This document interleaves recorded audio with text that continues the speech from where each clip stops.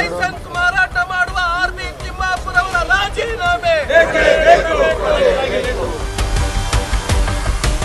ಮನರೇಗಾ ಯೋಜನೆ ರದ್ದು ಮಾಡಿದ ಕೇಂದ್ರದ ವಿರುದ್ಧ ಆಡಳಿತಾರೂಢ ಕಾಂಗ್ರೆಸ್ ಪಕ್ಷ ಇಂದು ಫ್ರೀಡಂ ಪಾರ್ಕ್ನಲ್ಲಿ ಕೂಗು ಹಾಕಿದರೆ, ಮತ್ತೊಂದೆಡೆ ಪ್ರತಿಪಕ್ಷ ಬಿಜೆಪಿ ಜೆಡಿಎಸ್ ಮೈತ್ರಿ ಪಕ್ಷಗಳು ಜಂಟಿಯಾಗಿ ಗವರ್ನರ್ಗೆ ಅವಮಾನಿಸಿದ ರಾಜ್ಯ ಸರ್ಕಾರದ ವಿರುದ್ಧ ವಿಧಾನಸೌಧದ ಗಾಂಧಿ ಪ್ರತಿಮೆ ಬಳಿ ಘೋಷಣೆ ಕೂಗಿ ಪ್ರತಿಭಟನೆಯನ್ನ ನಡೆಸಿದ್ರು.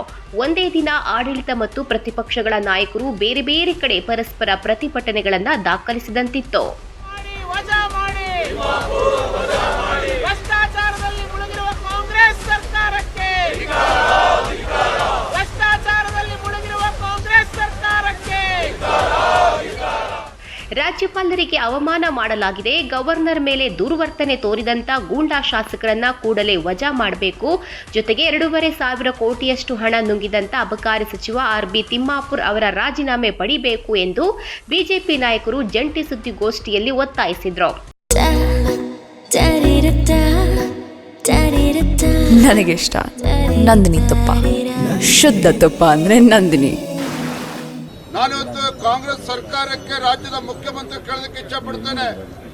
ಇವತ್ತು ರಾಜ್ಯಪಾಲರು ಅಂತ ಹೇಳಿದ್ರೆ ಜೀತದಾಳು ಅಂತೇಳಿ ಭಾವಿಸಿದಂತೆ ಕಾಣ್ತಾ ಇದೆ. ಇನ್ನೂ ಕೂಡ ಈ ಕಾಂಗ್ರೆಸ್ನವರು ಇಂದಿರಾ ಗಾಂಧಿಯ ಏನೋ ದಿನಗಳಿತ್ತು, ರಾಜ್ಯಪಾಲರನ್ನ ಜೀತದಾಳು ತರ ನೋಡ್ಕೊಳ್ತಾ ಇದ್ರು. ಇನ್ನೂ ಅದೇ ಭ್ರಮೆನಲ್ಲಿ ಇವತ್ತು ಸಿದ್ದರಾಮಯ್ಯ ಸರ್ಕಾರ, ಕಾಂಗ್ರೆಸ್ ಸರ್ಕಾರ ಇದ್ದಂತೆ ಕಾಣ್ತಾ ಇದೆ. ಇಂಥ ಗುಂಡಾ ವರ್ತನೆ ಯಾವುದೇ ಕಾರಣಕ್ಕೂ ಕ್ಷಮಿಸುವಂತ ಪ್ರಶ್ನೆ ಇಲ್ಲ.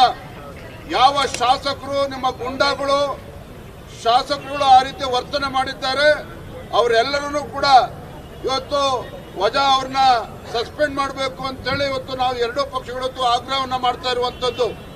ಇವತ್ತು ಅಬಕಾರಿ ಸಚಿವರು ಅವರು ಅವರ ಕುಟುಂಬದ ಸದಸ್ಯರ ಹೆಸರು ಕೂಡ ಕೇಳಬಂದ ಸಂದರ್ಭದಲ್ಲಿ ನಾನು ಮಾನ್ಯ ಮುಖ್ಯಮಂತ್ರಿಗಳಿಗೆ ಆಗ್ರಹ ಪಡಿಸ್ತೇನೆ, ಯಾವುದೇ ಕಾರಣಕ್ಕೂ ಅವರನ್ನ ಸಚಿವ ಸಂಪುಟದಲ್ಲಿ ಮುಂದುವರಿಸತಕ್ಕಂತ ಪ್ರಶ್ನೆ ಇಲ್ಲ. ಅಂತ ಭ್ರಷ್ಟ ಸಚಿವರನ್ನ ವಜಾ ಮಾಡಿ ಮತ್ತೆ ಅದ್ರ ಬಗ್ಗೆ ಸಿಬಿಐ ತನಿಖೆ ಆಗಬೇಕು, ಆ ನಿಟ್ಟಿನಲ್ಲಿ ಆದೇಶ ಮಾಡಬೇಕು. ನಾವ್ ಹೇಳ್ತಾ ಇದ್ರಿ 2,000-3,000 ಕೋಟಿ. ಈಗ ಲಿಕ್ಕರ್ ಅಸೋಸಿಯೇಷನ್ ಏನಿದೆ ಅವರೇ ಹೇಳ್ತಾ ಇದ್ದಾರೆ ಕಂಪ್ಲೇಂಟ್ 6,000 ಅದರ ಅಧ್ಯಕ್ಷರು 6,000 ಕೋಟಿ ಇದುವರೆಗೂ ತಿಮ್ಮಾಪುರ ಅವರು ಕಲೆಕ್ಟ್ ಮಾಡಿದ್ದಾರೆ. ಈ ಹಣ ಯಾರಿಗೋಗಿದೆ? ತಿಮ್ಮಾಪುರ ಅವ್ರಿಗೆ ಎಷ್ಟು ಹೋಗಿದೆ, ಕಾಂಗ್ರೆಸ್ ಪಾರ್ಟಿಗೆ ಎಷ್ಟು ಹೋಗಿದೆ, ಮುಖ್ಯಮಂತ್ರಿಗೆ ಎಷ್ಟು ಹೋಗಿದೆ? ಈಗ ಆ ಲಿಕ್ಕರ್ ಅಧ್ಯಕ್ಷರು, ಅಸೋಸಿಯೇಷನ್ ಅಧ್ಯಕ್ಷರು ಈಗ ಮುಖ್ಯಮಂತ್ರಿಗಳನ್ನ ಭೇಟಿ ಮಾಡಿ ಮನವಿ ಕೊಟ್ಟರು. ಆದರೆ ಏನು ಉಪಯೋಗ ಆಗಲಿಲ್ಲ. 6 ತಿಂಗಳಿಂದ ನಾಳೆ ಬಾ ಅಂದ್ರು. ಈಗ ಅವರು ರಾಹುಲ್ ಗಾಂಧಿ ಅವರಿಗೆ ನಿಮ್ಮ ಸರ್ಕಾರದ ಮಾನ ಮರ್ಯಾದೆ ಕರ್ನಾಟಕದಲ್ಲಿ ಹೋಗ್ತಾ ಇದೆ, ಮಾನ ಮರ್ಯಾದೆ ಉಳಿಸ್ಕೊಳ್ಳಿ ಅಂತೇಳಿ ರಾಹುಲ್ ಗಾಂಧಿಗೆ ಹೋಗಿ ಭೇಟಿ ಮಾಡ್ತಾ ಇದ್ದಾರೆ. ಪ್ರಧಾನಮಂತ್ರಿಗೆ ಹೋಗಿ ಭೇಟಿ ಮಾಡ್ತಾ ಇದ್ದಾರೆ, ರಾಷ್ಟ್ರಪತಿಗೆ. ಅಂದರೆ ಕರ್ನಾಟಕದ ಮಾನ ಮರ್ಯಾದೆಯನ್ನ ಈ ತಿಮ್ಮಾಪುರ ಅವರು ಮತ್ತೆ ಮುಖ್ಯಮಂತ್ರಿಗಳು ಹರಾಜು ಹಾಕ್ಬಿಟ್ಟಿದ್ದಾರೆ. ಅಭಿವೃದ್ಧಿ ಕಾರ್ಯ ಕಣ ಇಲ್ಲ, ಗ್ಯಾರಂಟಿ ಕೂಡ ಕಣ ಇಲ್ಲ. ಅದಕ್ಕೆ ಈಗ ಮನೆಗೂ ಲಿಕ್ಕರ್ ಕೊಟ್ಟು ಜನಗಳನ್ನು ಹಾಳು ಮಾಡೋದ್ರ ಜೊತೆಗೆ ಇವತ್ತು ಲೂಟಿ ಹೊಡಿತಾ ಇದ್ದಾರೆ. ಇಂಥ ಭ್ರಷ್ಟ ಸರ್ಕಾರ ತೊಲಗೋಬೇಕು, ತಿಮ್ಮಾಪುರ ರಾಜೀನಾಮೆ ಕೊಡಬೇಕು. ಅವ್ರು ಕೊಟ್ಟಿಲ್ಲ ಅಂತ ಹೇಳಿದ್ರೆ ಮುಖ್ಯಮಂತ್ರಿಗಳಿಗೆ ಇದು ಟರ್ನ್ ಆಗ್ತೈತೆ. ಮುಖ್ಯಮಂತ್ರಿನೇ ಇದರಲ್ಲಿ ಭಾಗಿದಾರರು ಅಂತೇಳಿ ಜನ ಮಾತಾಡಕ್ಕೆ ಶುರುವಾಗಿದ್ದಾರೆ. ನಾವು ಹೇಳಿದ್ವಿ ಎಕ್ಸೈಸ್ ಮಿನಿಸ್ಟರ್ 4,000 ಕೋಟಿ ಲೂಟಿ ಮಾಡಿದ್ದಾರೆ. ನಾವು ಹೇಳಿದ್ದು ತಪ್ಪಾಗೋಯ್ತು, ಅದಿನ್ನೂ ಜಾಸ್ತಿ ಆಗ್ಬಿಟ್ಟಿದೆ. 6,000 ಕೋಟಿ ಅಂತ ಹೇಳಿ ಎಕ್ಸೈಸ್ ಕಾಂಟ್ರಾಕ್ಟರ್ಸ್ ಅಸೋಸಿಯೇಷನ್ ಅಧ್ಯಕ್ಷರೇ ನೇರವಾಗಿ ಹೇಳ್ಬಿಟ್ಟಿದ್ದಾರೆ. ನಿನ್ನೆ ರಾಜ್ಯಪಾಲರಿಗೂ ಹೋಗಿ ಮನವಿ ಕೊಟ್ಬಿಟ್ಟಿದ್ದಾರೆ. ಅಂದಮೇಲೆ ನಾನು ರಾಜ್ಯದ ಜನರ ಕ್ಷಮೆ ಕೇಳ್ತೇನೆ. ನಾವು 4,000 ಕೋಟಿ ಅಂದಿದ್ದು ಸುಳ್ಳಾಗಿದೆ, ಅದನ್ನ ತಿದ್ದುಕೊಳ್ಬೇಕು.